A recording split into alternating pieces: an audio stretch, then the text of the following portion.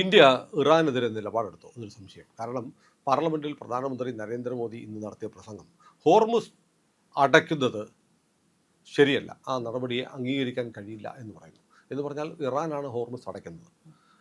ഇതൊരു പുതിയൊരു സ്ട്രാറ്റജി. കാരണം ഹോർമുസ് വഴി കടന്നു പോകുന്ന കപ്പലുകൾ, കടന്നു പോകാൻ അനുമതിയുള്ള കപ്പലുകൾ ഇന്ത്യയുടെ കപ്പലുകൾ മാത്രമാണ്. അപ്പോൾ ഇന്ത്യ ഇറാനെ പിണക്കുന്ന ഒരു നിലപാടെടുത്തു എന്ന് വ്യാഖ്യാനിക്കാൻ കഴിയുമോ? മോദി മറ്റൊന്നുകൂടെ പറഞ്ഞിട്ടുണ്ട്, ഇവിടെ ആളുകൾ പാനിക്കാവേണ്ട കാര്യമൊന്നുമില്ല, നമ്മുടെ പക്കൽ 53 ലക്ഷം മെട്രിക് ടൺ ക്രൂഡ് നമ്മുടെ കയ്യിലുണ്ട്. 41 രാജ്യങ്ങളിൽ നമ്മൾ വാങ്ങുന്നുണ്ടായിരുന്നു.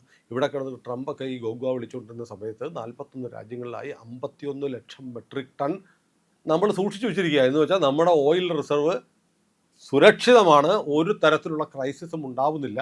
മാത്രമല്ല നമ്മുടെ കപ്പലുകൾ വരികയും ചെയ്യുന്നുണ്ട്. അപ്പോൾ ഇറാനെ പരോക്ഷമായിട്ടെങ്കിലും ഹോർമുസ് തടയുന്ന നടപടി അംഗീകരിക്കാൻ കഴിയില്ല എന്ന് പറഞ്ഞാൽ ഇറാനെതിരെ ഒരു സ്റ്റേറ്റ്മെൻ്റ് ആണോ?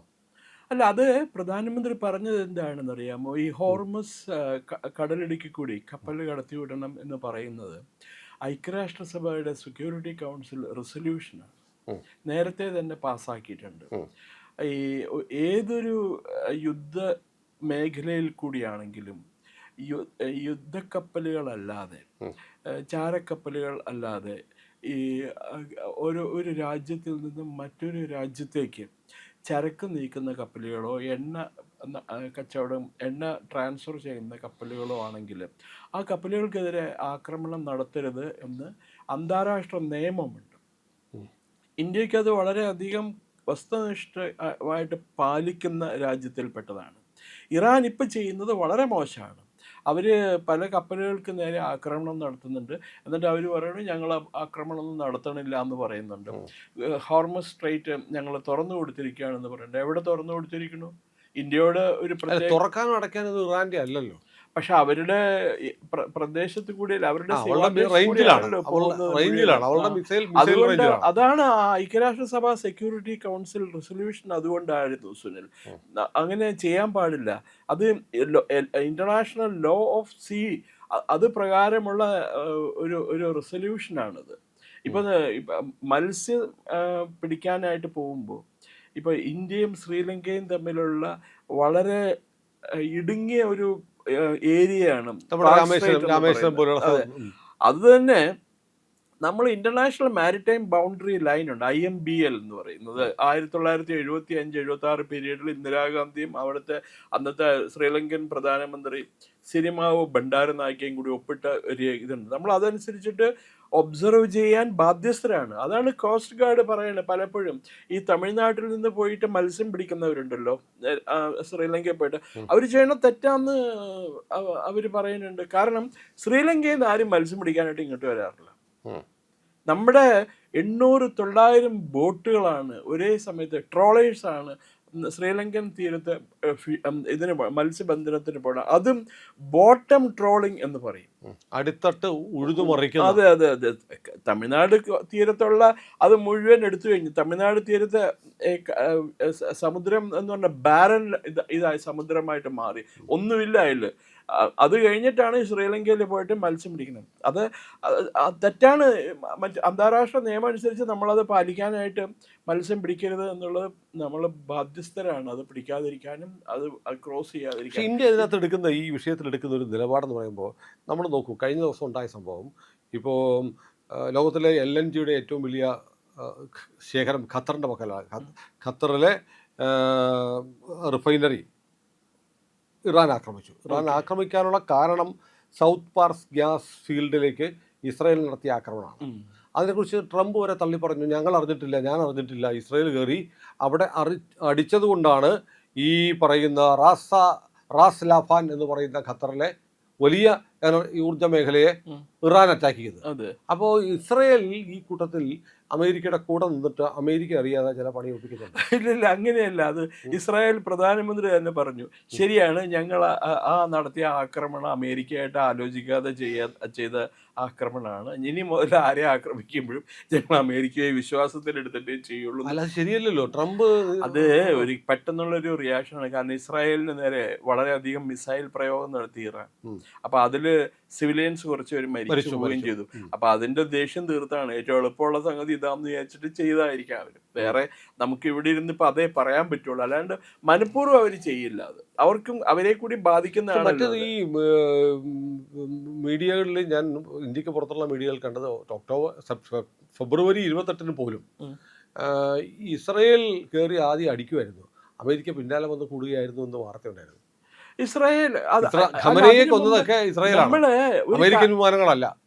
നോക്കൂ സുനിൽ, നമ്മൾ ഒരു കാര്യമുണ്ട്, ഈ ഇസ്രായേലിനെതിരെ ഇറാനും അതുപോലെ ഹെസ്ബുള്ളയും ഹമാസ് നടത്തുന്ന ആക്രമണത്തെ നമ്മൾ എന്നും എന്താ പറയണ എഴുതാറില്ല, അതിനെക്കുറിച്ച് നമ്മുടെ ആൾക്കാരും റിപ്പോർട്ട് ചെയ്യാറില്ല. ഇസ്രായേലിന് ഈ തീവ്രവാദ ആക്രമണം, ഭീകര ആക്രമണം എത്ര ഗൗരവമായിട്ടാണ് നടക്കണേന്ന് അറിയാമോ? അവര് കഴിയുന്നത് ഒഴിഞ്ഞു മാറി നിൽക്കുകയാണ്. പ്രതിരോധം എന്ന് പറയണ എനിക്ക് ഇസ്രായേലിനോട് പ്രത്യേകിച്ച് സ്നേഹമൊന്നുമില്ല, പക്ഷെ ഒരു കാര്യമുണ്ട്, ഒരു ചെറിയ രാജ്യത്തിന് ഇങ്ങനെ ദ്രോഹിക്കാൻ വേണ്ടി അവരെന്ത് ചെയ്തിട്ടുണ്ട്? ഇവിടെ നമ്മുടെ ചാനൽ കാണുന്ന പ്രേക്ഷകർ പറയുന്നുണ്ട്, കുമാര ചെല്ലപ്പൻ സാർ ഇസ്രായേൽ പക്ഷം, ഡോക്ടർ ബാലരാമക്കം നമ്മൾ ഇറാൻ പക്ഷം. അങ്ങനെയുണ്ടോ ഒരു പക്ഷം? അങ്ങനെ ഒരു പക്ഷം എനിക്ക് തോന്നുന്നില്ല. പക്ഷെ ഞാൻ ഇതിനു മുമ്പ് 1969-70 കാലഘട്ടം തൊട്ടുള്ള ഒരു ചരിത്രം എനിക്കറിയാം ഇസ്രായേലിൻ്റെ. ഇത് ഞാൻ രണ്ട് സൈഡിൽ നിന്നും വായിച്ചിട്ടുണ്ട്. പക്ഷെ ഇപ്പോൾ ഒരു ധാരണയുള്ളത്, ഇസ്രായേലിനെ അനുകൂലിക്കുന്നവരെല്ലാവരും സയോണിസ്റ്റുകളും ക്യാപിറ്റലിസ്റ്റുകളും പിന്നെ മറ്റേ എന്താ പറയണ സുപ്രീം ഹെഗുമണി മേധാവിത്വമുള്ള ആൾക്കാരും മറ്റേ ഈ പാലസ്തീൻ അങ്ങനെയുള്ള ഇതിനെ സപ്പോർട്ട് ചെയ്യുന്ന ഒരു ബുദ്ധിജീവികളും അവര് മനുഷ്യാവകാശ പ്രവർത്തകരാണെന്നാണ്. അത് ശുദ്ധ ബോഷ്കാണ്. എത്രയോ ഇസ്രായേലികളെയാണ് അവർ കൊല്ലണേ. ഈ ശ്രീലങ്കയിലെ തമിഴ് വംശജര് LTTE ശ്രീലങ്കയിലെ ആൾക്കാർ എത്ര പേരെ കൊന്നിരിക്കണേന്ന് അറിയാം. അതിനെപ്പറ്റി മിണ്ടൂല. ശ്രീലങ്കൻ പട്ടാളം തിരിച്ചടിക്കുമ്പോൾ കുറെ തമിഴന്മാർ ചാവും. ഉടനെ തന്നെ ബഹളം, മനുഷ്യാവകാശ കമ്മീഷൻ, ആ കമ്മീഷൻ ഈ കമ്മീഷൻ എന്നൊക്കെ പറഞ്ഞിട്ട്. അത് ശരിയല്ല. ഹിപ്പോക്രസി, ഡബിൾ സ്റ്റാൻഡേർഡ്, അത് ഒട്ടും ശരിയല്ല. പിന്നെ ഒരു കാര്യമുണ്ട്, ഇസ്രായേൽ അവർക്ക് നേരിട്ട വെല്ലുവിളികളെ മുഴുവൻ എന്താ പറയുന്നത് അവസരങ്ങളായിട്ട് ഉപയോഗിച്ച് ഓരോ ടെക്നോളജി ഡെവലപ്പ് ചെയ്തു. സുനിലിന് അറിയോ, ഇസ്രായേലിലെ വനിതകൾ സൈന്യത്തിൽ ചേരാതെ തന്നെ അവരൊരു സ്വയം പ്രതിരോധ സംവിധാനം ഡെവലപ്പ് ചെയ്തിട്ടുണ്ട്. ക്രാവ് മെഗ എന്നാണ് അതിൻ്റെ പേര്. Krav Maga Israeli defence force develop ചെയ്തതാണ്. ഇപ്പം നമ്മുടെ നാട്ടിലെ പെൺകുട്ടികൾ വഴി കൂടി പോവുകയാണെങ്കിൽ അവരെ പൂവാലന്മാർ ശല്യം ചെയ്യുമല്ലോ. അപ്പോൾ അവർക്ക് പറഞ്ഞു കൊടുത്തിട്ടുള്ള, അവരെ പരിശീലിപ്പിച്ചിട്ടുള്ള ഒരു തന്ത്രമുണ്ട്. കഴിയുന്നത് രംഗത്തുനിന്ന് ഒഴിഞ്ഞു മാറിയിട്ടില്ലെങ്കിൽ കയ്യിലിരിക്കുന്ന അറ്റ്ലീസ്റ്റ് സേഫ്റ്റി പെന്നാണെങ്കിലും വെച്ചിട്ട് മർമ്മത്തൊരു കുത്തുവെച്ച് കൊടുക്കുക. അതോടുകൂടി എല്ലാവരും ജീവനും കൊണ്ട് ഓടും. ഇപ്പം ഞാൻ കണ്ടിട്ടുണ്ട്, ചെന്നൈയിൽ നേരത്തിൽ ഞാൻ വർക്ക് ചെയ്യുമ്പോൾ അവിടെ പല ഈ വനിതകളും പെൺകുട്ടികളും മറ്റേ യുവതികളും ഈ ക്രാവ് മെഗ ഡിഫൻസ് പ്രതിരോധ സംവിധാനം അവർ നമ്മുടെ നാട്ടിലുണ്ട്. എനിക്ക് പരിചയമുള്ളൊരു ശ്രീറാം എന്ന് പറഞ്ഞ വ്യക്തിയാണ് അവരെ പരിശീലിപ്പിച്ചിരുന്നത്. അദ്ദേഹത്തിന് IDF-ന്റെ ട്രെയിനിങ് എല്ലാം കിട്ടിയിട്ടുണ്ട്. അപ്പോൾ അദ്ദേഹം മരിച്ചുപോയി 3-4 വർഷം മുമ്പ്. അപ്പോൾ അതേപോലെ ഓരോ കാര്യങ്ങൾ അവർ ഡെവലപ്പ് ചെയ്ത് കൊണ്ടുവന്നിട്ടുണ്ട് ഈ സാഹചര്യങ്ങൾക്കനുസരിച്ച്. നമ്മളൊരിക്കൽ പറഞ്ഞിട്ടുണ്ടായിരുന്നു, ഒരു അപകടത്തിൽപ്പെട്ട് രക്തം വാർന്നു പോകുമ്പോൾ അവരെ രക്ഷിക്കാനായിട്ട് ഗോൾഡൻ അവേഴ്സിൽ അവർക്ക് വേണ്ട പരിഗണന കിട്ടാൻ വേണ്ടി ഇസ്രായേൽ ഫസ്റ്റ് എയ്ഡ് സംവിധാനം, നമ്മൾ ഉപയോഗിക്കുന്ന ക്രൂഡ് ഫസ്റ്റ് എയ്ഡാണ്. ഇപ്പോൾ ഹൃദയസ്തംഭനമൊക്കെ ഉണ്ടാകുമ്പോൾ നമ്മൾ എന്താ ചെയ്യണം, ആൾക്കാരുടെ മറ്റേ ഒരു വായിലേക്ക് നമ്മൾ ഊതിക്കൊടുക്കും. അതൊക്കെ crude way of doing things ആണ്. ചെറിയ എക്യുപ്മെൻറ്റ്സ് മതി. നമ്മുടെ മൊബൈൽ ഫോണോ അല്ല നമ്മുടെ കണ്ണടയോ പോലുള്ള ചെറിയൊരു ഉപകരണമുണ്ട്. അത് വെച്ച് അവർക്ക് വായു ഇത് ചെയ്യാൻ പറ്റും, ബ്ലോ ചെയ്യാൻ പറ്റും വിക്ടിമിൻ്റെ ശരീരത്തിലേക്ക്. അപ്പം അങ്ങനെയുള്ള പലതും അവർ ഡെവലപ്പ് ചെയ്തിട്ടുണ്ട്. ഞാനൊരു ഇസ്ലാമിക് തീവ്രവാദിയുടെ വീട്ടിൽ അവിടെ ഒരു പ്രസ് മീറ്റ് വിളിച്ചപ്പോൾ അവിടെ പോയിട്ടുണ്ടായിരുന്നു, ചെന്നൈയിൽ. അതെ.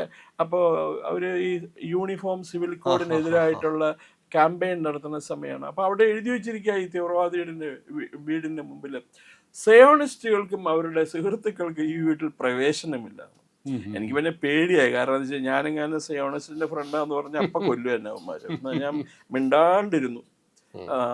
അങ്ങനെയാണ്. അതല്ലാണ്ട്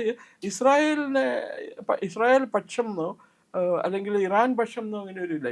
ഏറ്റവും കൂടുതൽ ഇന്ത്യക്ക് ദുരന്തം സമ്മാനിച്ചിട്ടുള്ള ഒരു രാജ്യമാണ് ഇറാൻ. എവിടെയൊക്കെ അവര് ഇവിടെ പറയണില്ല എന്ന് മാത്രമേ ഉള്ളൂ, death to India, death to this Sanatana Dharma എന്നുള്ളത്.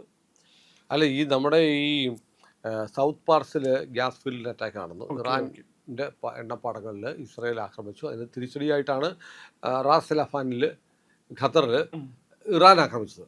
അപ്പോൾ ഇതിന് നമ്മുടെ പ്രധാനമന്ത്രി പറഞ്ഞത് എണ്ണ ഇൻഫ്രാസ്ട്രക്ചറുകൾക്കെതിരെ, ഓയിൽ ഇൻഫ്രാസ്ട്രക്ചറിനെതിരെ നടക്കുന്ന ആക്രമണങ്ങൾ അപലപനീയമാണ് ഈ മേഖലയിൽ എന്നാണ് പറയുന്നത്. സത്യത്തിൽ പ്രധാനമന്ത്രി അപലപിക്കേണ്ടിയിരുന്നത് ഇസ്രായേൽ കയറി ഇറാനെ അടിച്ചു, അതാണ് ആദ്യത്തെ കാരണം. അങ്ങനെ പറയേണ്ടതായിരുന്നില്ലേ? ഇസ്രായേൽ ഇറാനെ കയറി അടിച്ചു എന്ന് പറയുന്ന ആ ഒരു അലിഗേഷനോട് ഞാൻ യോജിക്കുന്നില്ല. ആണല്ലോ, സൗത്ത് പാർസിൽ ഇസ്രായേലിലെ കയറി അടിച്ചത്. അതിനു മുമ്പ് അത് എന്ന് നടന്നു? ഫെബ്രുവരി 28 അല്ലല്ലോ, അത് കഴിഞ്ഞ ദിവസമല്ലേ നടന്നത്. അതിനു മുമ്പ് എത്രയോ മിസൈലുകളും എത്രയോ ഡ്രോൺസും ഉപയോഗിച്ചിട്ട് ഇസ്രായേലിനെ ഇറാൻ അറ്റാക്ക് ചെയ്തിരുന്നു. പ്രതിരോധിക്കാൻ ഇപ്പം സുനിൽ ശക്തിമാനാണ്, എന്നെ തല്ലുമ്പോൾ എനിക്ക് എന്തെങ്കിലും ഒന്ന് പ്രതിരോധിക്കാൻ വേണ്ടി ഞാൻ ചെയ്യണ്ടേ? അത്രേ ഉള്ളൂ അല്ലേ? പിന്നെ ഇന്ത്യയുടെ policy I will tell you, day 1 onwards, ഈ യുദ്ധം തുടങ്ങിയ അന്ന് മുതൽ ഇന്ത്യൻ പ്രധാനമന്ത്രിയും വിദേശകാര്യമന്ത്രി ജയശങ്കറും പറയുന്നത് ഈ യുദ്ധം അനാവശ്യമാണ്, യുദ്ധത്തിൽ ഇങ്ങനെ പോവരുത്, ഡയലോഗ് ആൻഡ് ഡിപ്ലോമസി, ഇതിന് മാത്രമേ നിങ്ങളുടെ പ്രശ്നം പരിഹരിക്കാൻ പറ്റുള്ളൂ, വേറെ ആരും പറഞ്ഞിട്ടില്ല. അത് ആ ഫിൻലൻഡിന്റെ പ്രസിഡന്റ് അവസാനം പറഞ്ഞു, ഇതിനെ മീഡിയേറ്റ് ചെയ്യാനായിട്ട് ഒരേ ഒരാൾക്കേ പറ്റുള്ളൂ, അത് നരേന്ദ്രമോദിക്കാണെന്ന്. ഏതായാലും യുദ്ധം ഇസ്രായേലും അമേരിക്കയും തീരുമാനിച്ചെടുത്ത് തീരുന്നില്ല, ഇനിയും 2-3 ആഴ്ച എടുക്കും എന്നാണ് കരുതുന്നത്. ഇറാനെ കണക്ക് കൂട്ടി മനസ്സിലാക്കിയതിൽ വലിയൊരു പിഴവ് അമേരിക്കയും ഇസ്രായേലിനും പറ്റിയിട്ടുണ്ട്. ഇല്ല, അതിൽ ഞാനൊരു കാര്യം പറയാം. അവർ സിവിലിയൻസിനെ എന്താണ് മുറിവേൽപ്പിക്കാതെയും ബുദ്ധിമുട്ടുണ്ടാക്കാതെയാണ് ഇസ്രായേലും അമേരിക്കയും വർക്ക് ചെയ്യുന്നത്. അവർക്ക് ഒരു ഭരണമാറ്റം അനിവാര്യമാണ് ഇറാനിൽ. റാസ പഹലവി എന്ന് പറയുന്ന മുൻ ഷായിഡം അവിടെ കൊണ്ടുവരാൻ അതിന്റെ മുന്നൊരുക്കമാണിത്. അതുകൊണ്ടാണ് അവർ ദേ ആർ ഗോയിങ് സ്ലോ. അവർ പറഞ്ഞിട്ടുണ്ടല്ലോ, ട്രംപ് പറഞ്ഞിട്ടുണ്ടല്ലോ ഇറാനിലെ ജനങ്ങളോട്, ഞങ്ങൾക്ക് നിങ്ങളോട് ഒരു വിരോധമില്ല, നിങ്ങൾ കഴിയുന്നത് ഈ ഗവൺമെന്റിനെ പുറത്താക്കി, നിങ്ങളുടെ ഗവൺമെന്റാണ്, നിങ്ങളുടെ രാജ്യമാണിത്, നിങ്ങൾ ഭരണം ഏറ്റെടുക്കണം, ഇവരെ വച്ചുകൊണ്ടിരിക്കരുതെന്ന്. അവരെ കൊണ്ട് അമേരിക്കയെ കൊണ്ട് ചെയ്യിക്കാവുന്നതല്ല, അമേരിക്ക ചെയ്യിക്കുന്നുണ്ട്. എന്താ പറയുക, ഉള്ള മുള്ളകളെയും മുക്രികളെയും മൗലവിമാരെയൊക്കെ കൊല്ലുന്നുണ്ട്. ഒരുത്തനെ കൊന്ന് മറ്റേ ഇപ്പോഴത്തെ പുതിയ ആയത്തോളം എവിടെ പോയേക്കുന്ന ആർക്കറിയില്ല. വെജിറ്റേറ്റീവ് സ്റ്റേജിലാന്ന് പറയുന്നു, കടപ്പാണെന്ന് പറയുന്നു, ഇന്റൻസീവ് കെയർ യൂണിറ്റിലാണെന്ന് പറഞ്ഞു, ചിലര് പറയണം മരിച്ചെന്നും പറയുന്നു. ഏതായാലും യുദ്ധം ഇസ്രായേൽ വിചാരിച്ചെടുത്ത് അല്ലെങ്കിൽ അമേരിക്ക വിചാരിച്ചെടുത്ത് ഇതുവരെ കെട്ടാൻ പറ്റിയിട്ടില്ല. 3 ആഴ്ച കൂടെ വേണ്ടി വരും എന്നാണ് പറയുന്നത്. പണ്ട് ഇന്ത്യൻ പീസ് കീപ്പിംഗ് ഫോഴ്സിനെ ശ്രീലങ്കയിൽ പോയില്ലേ, അന്ന് വന്ന ഒരു ആർമി കമാൻഡർ പറഞ്ഞതാണ്, ഞങ്ങൾ ശ്രീലങ്കയിൽ പോയി ശരിയാണ്, പക്ഷെ ഞങ്ങൾ യുദ്ധം ചെയ്തത് എങ്ങനെയാണെന്ന് അറിയാമോ, ഞങ്ങളുടെ ഒരു കൈ പിടിച്ച് പുറകിൽ കെട്ടിയിട്ട് മറ്റേ കൈ കൊണ്ട് മാത്രമേ യുദ്ധം ചെയ്യാൻ ഞങ്ങൾക്ക് അനുമതി ഉണ്ടായിരുന്നുള്ളൂ. അതേപോലെ ആരും കൈ കെട്ടിയിട്ടില്ല, പക്ഷെ അമേരിക്ക നിർബന്ധിതമായിരിക്കുകയാണ്, വളരെ സ്ലോ ആയിട്ടേ യുദ്ധം ചെയ്യാൻ പറ്റുന്നുണ്ട് അമേരിക്കയ്ക്ക്. ഏതായാലും യുദ്ധത്തിൻ്റെ വാർത്തകൾ വരുന്നുണ്ട്, പക്ഷെ നമ്മുടെ പ്രധാനമന്ത്രി അതിശക്തമായി അപലപിച്ചിട്ടുണ്ട്. ഇവിടെയൊക്കെ അദ്ദേഹം ഇങ്ങനെയാണ് പറഞ്ഞതെങ്കിലും GCC രാജ്യങ്ങൾക്കെതിരെ Oman, Saudi, UAE, Qatar, Bahrain ഉൾപ്പെടെയുള്ള ഗൾഫ് രാജ്യങ്ങൾക്കെതിരെ ഇറാൻ നടത്തുന്ന ആക്രമണത്തെ അതിശക്തമായി നമ്മുടെ പ്രധാനമന്ത്രി അപലപിച്ചിട്ടുമുണ്ട്. അത് ഒരു കാര്യം കൂടി പറയണം സുനിൽ, ഈ ഇന്ത്യയിലെ ഇസ്രായേൽ അംബാസിഡർ കഴിഞ്ഞ ദിവസം ഒരു ഇന്റർവ്യൂവിൽ പറഞ്ഞു, വലിയ ഒരു അപകടം പറ്റിയത്, ഒരു വലിയ അബദ്ധം പറ്റിയത്, ഈ ഇറാൻ ഒരിക്കലും തൊട്ടടുത്ത ഇസ്ലാമിക് രാജ്യങ്ങളെ ആക്രമിക്കും എന്ന് ഞങ്ങൾ കരുതിയിരുന്നില്ല, അവർ ചെയ്യണതല്ലേ. അത് മുൻ അംബാസഡർ പറഞ്ഞു കേട്ടില്ലേ, അബ്ദുൽ ബാസിദ് ഹൈക്കമ്മീഷണർ, അമേരിക്കയോ ഇസ്രായേലോ ഞങ്ങളെ ആക്രമിച്ചാൽ ഞങ്ങൾ ഡൽഹിയിലും ബോംബെയിലും ബോംബിടുന്നു. അല്ല, അവരല്ലാണ്ട് കാശ്മീരിൽ സ്ഥിരം നടത്തുന്ന പോരാണ്ടാണ് ഇതും കൂടി നടത്താൻ തന്നെ.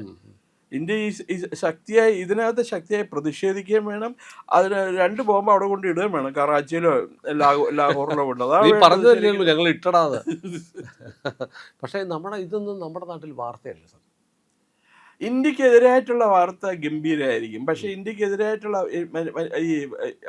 ഇവിടെ ഇപ്പൊ നമ്മുടെ തങ്ങൾ എന്തെങ്കിലും പറഞ്ഞു നോക്കി വാർത്തയാക്കോ ഇല്ലെന്ന് കാണാം. അപ്പോൾ ഒരു ചെറിയ വാർത്ത കിടന്ന് കറങ്ങുന്നുണ്ട്. ഏതായാലും പ്രിയപ്പെട്ട പ്രേക്ഷകരെ, സമഗ്രമായ വാർത്തകൾ, തിരഞ്ഞെടുപ്പ് വാർത്തകൾ, വിശകലനങ്ങൾ ഒക്കെ ആയിട്ട് വരും ദിവസങ്ങളിൽ ഇന്ത്യ ലൈവ് വളരെ സജീവമായി തിരഞ്ഞെടുപ്പിൻ്റെ റിപ്പോർട്ടിങ്ങിലേക്ക് പോവുകയാണ്. ഞങ്ങൾക്കൊപ്പം സഞ്ചരിക്കാൻ മറക്കാതിരിക്കുക. ചാനൽ ഉറപ്പായും സബ്സ്ക്രൈബ് ചെയ്യാത്തവർ ഇന്ന് തന്നെ, ഇപ്പോൾ തന്നെ സബ്സ്ക്രൈബ് ചെയ്ത് ഇന്ത്യ ലൈവിനൊപ്പം ഈ തിരഞ്ഞെടുപ്പിൽ നമുക്ക് വിധിയെഴുതാം.